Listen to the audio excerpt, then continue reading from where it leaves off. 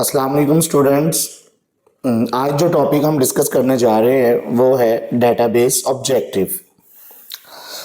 Database objective के अंदर हम किन किन चीज़ों को डिस्कस करेंगे, हम ये देखेंगे डेटाबेस ऑब्जेक्टिव क्या है और डेटाबेस ऑब्जेक्टिव को हम डेटाबेस के अंदर कैसे अचीव करते हैं। इस लेक्चर के अंदर हम इजी वे के अंदर आपको अंडरस्टैंड करवाने की कोशिश करेंगे। जिस तरह डेटाबेस हम पहले डिस्कस कर चुके हैं कि ये collections of the logical related data sets are files है। जिस तरह अगर लेट्स सपोज सेविंग है, अकाउंट्स है, तो सारा का सारा डाटा सेविंग अकाउंट से रिलेटेड होगा। अगर करंट अकाउंट्स है तो करंट अकाउंट से रिलेटेड होगा। ऑटोमोबाइल्स लोन है तो उससे रिलेटेड सारा डाटा होगा। पर्सनल लोन है तो पर्सनल लोन से रिलेटेड होगा। इसी तरह ये सारे के सारे एक ही सेट यानी एक ही टाइप का डाटा एक ही जगह पर स्टोर करवाया जाता है। बट ये सारा डाटा सेविंग अकाउंट एक सेपरेट लोकेशन में एक सेपरेट फाइल की शक्ल में स्टोर होगा। करंट अकाउंट एक सेपरेट शक्ल में स्टोर होगा। ऑटो लोन मोबाइल एक सेपरेट स्टोर होगा। बट इन ये तमाम जो डाटा है होगा एक ही लोकेशन यानी एक ही डेटाबेस के अंदर स्टोर, जिसको यूजर डायरेक्टली भी एक्सेस कर सकते हैं और थ्रू ऐप यानी किसी भी एप्लीकेशन के जरिए भी एक्सेस करवाया जा सकता है। अगर आप डेटाबेस में इसको देखें तो the logical connections of related data sets यानी रिलेटेड डाटा सेट से मुराद है कि सेविंग से मुतालिक सेविंग है, करंट से मुतालिक करंट है, ऑटोमोबाइल से मुतालिक ऑटोमोबाइल है एंड सो ऑन। इसकी कुछ फैसिलिटीज हैं। जिस तरह अगर आपको ये नीचे नजर आ रहा है कि अगर आपने डेटाबेस सिस्टम के अंदर अगर कोई नया रिकॉर्ड ऐड करना है तो आप easily data new file add कर सकते हैं, इंसर्ट कर सकते हैं। अगर कोई डाटा आपको दोबारा ओपन करना है, फेच करना है तो आप फेच कर सकते हैं। डाटा के अंदर अपडेशन कर सकते हैं, उसको डिलीट कर सकते हैं और उसको रिमूव भी किया जा सकता है। तो ये डेटाबेस की कुछ फैसिलिटीज हैं जो हमें प्रोवाइड की जाती हैं यूजर्स को डेटाबेस सिस्टम के अंदर। इसके जो ऑब्जेक्टिव हैं उसमें सबसे पहला ऑब्जेक्टिव जो है वो है इंटीग्रेशंस। इंटीग्रेशन से मुराद है कि डिफरेंट फाइल्स को किसी एक सेंट्रल लोकेशंस के ऊपर स्टोर करना और उसको डिफरेंट लोकेशन से हम उसको एक्सेस भी कर सकते हैं।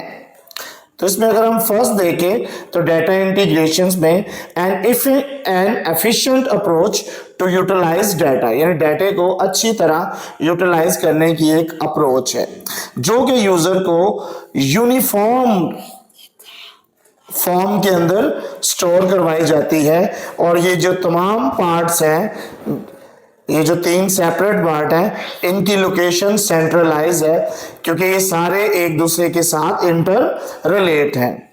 अब सेकंड पॉइंट में हम डिस्कस करते हैं कि data integrations involve combined data locations यानी data integrations combined locations different computers providing user with unified form.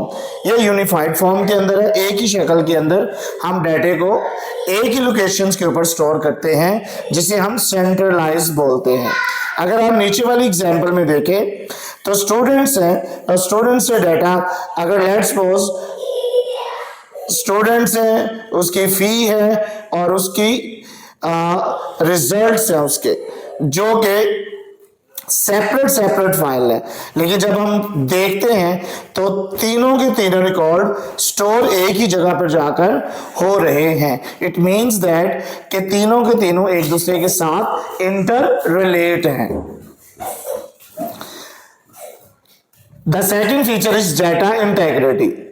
Students, जब हम इंटेग्रिटी की बात करते हैं तो हम रिलायबिलिटी की बात करते हैं और करेक्ट ऑफ डाटा की बात करते हैं।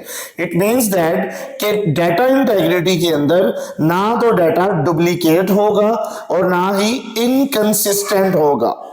इट मीन्स दैट कंसिस्टेंसी से मुराद होता है कि we can not store incorrect informations or incomplete informations, और करेक्टनेस से मुराद है कि डुप्लीकेशंस ऑफ डाटा, कि आप जो डाटा एक बार स्टोर कर दिया है वो डाटा दोबारा स्टोर नहीं कर सकते। इस वजह से आपके डाटा की क्वालिटी जो है वो इंक्रीज हो जाती है और आपको ये इंश्योरिटी होती है कि डाटा इंटेग्रिटी है, मींस डाटा रिलायबल है और एक्यूरेट है। इसमें ना तो इनकम्प्लीट इंफॉर्मेशन है और ना ही डुप्लीकेट डाटा इसमें पाया जाता है। The third and last point students वो है डाटा इंडिपेंडेंसी। डाटा इंडिपेंडेंसी से मुराद ये है कि अगर आप एक यूजर डेटाबेस साइट पर अगर कोई चेंजिंग करता है तो इसका इम्पैक्ट आपके एप्लीकेशंस के ऊपर नहीं होगा। अगर डेटाबेस के अंदर कोई चेंजिंग होती है तो इसका एप्लीकेशंस के ऊपर कोई भी इफेक्ट नहीं होगा, और अगर एप्लीकेशंस के अंदर कोई चेंजिंग करता है तो इसका डेटाबेस के ऊपर इफेक्ट नहीं होगा। इसकी एग्जांपल ये है कि आए दिन जो फेसबुक है वो अपने कलर कॉम्बिनेशंस को चेंज करता रहता है, अपने इंटरफेस को चेंज करता रहता है, लेकिन इसका इफेक्ट हमारी डेटाबेस के ऊपर नहीं होता जहां पर हमारा डाटा स्टोर किया जा रहा होता है। तो स्टूडेंट्स इसका अगर हम फर्स्ट पॉइंट देखें तो फर्स्ट पॉइंट के अंदर data applications programs are separate from each other, यानी एक दूसरे से सेपरेट है। प्रोग्राम एप्लीकेशन एक सेपरेट है और डेटाबेस एक सेपरेट पार्ट है। दोनों में अगर चेंजिंग होगी तो इसका इफेक्ट एक दूसरे पे नहीं होगा। User can change data storage structure without changing the application program. आपके एप्लीकेशन के प्रोग्राम को चेंज किए बगैर हम डाटा के स्ट्रक्चर को चेंज कर सकते हैं और इसका जो इफेक्ट है वो एप्लीकेशन प्रोग्राम पे नहीं होगा। इट मीन्स दैट ये लास्ट पॉइंट में the user can modify program without affecting data, इस पे डाटा का कोई इफेक्ट नहीं होगा। तो स्टूडेंट्स आपने इसमें जो हमारे तीन ऑब्जेक्टिव थे, डाटा इंटीग्रेशन, डाटा इंटेग्रिटी और डाटा इंडिपेंडेंस, इस पे हमने अपने डेटाबेस से रिलेटेड ऑब्जेक्टिव को अचीव कर लिया। तो पहले में थे डाटा इंटीग्रेशन, जिसमें हम तमाम अलग-अलग फाइल्स जब डेवलप की जाती हैं लेकिन वो स्टोर एक ही लोकेशन पे होती हैं, एक दूसरे के साथ इंटीग्रेट होती हैं। उसके बाद डाटा इंटेग्रिटी का मतलब ये है कि इसमें हम डाटा एक तो कंप्लीट स्टोर करेंगे और दूसरा एक्यूरेट होगा। एक्यूरेट मीन उसमें कोई डुप्लीकेशन नहीं होगी। और तीसरा डाटा इंडिपेंडेंस मीन कि जब हम डेटाबेस साइट पर या एप्लीकेशन साइट पर कोई भी चेंजिंग करता है तो इसका दोनों साइड पर कोई इफेक्ट नहीं होता। इंशाल्लाह स्टूडेंट्स हम एक नए टॉपिक के साथ दोबारा हाजिर होंगे। टिल देन अल्लाह हाफिज़।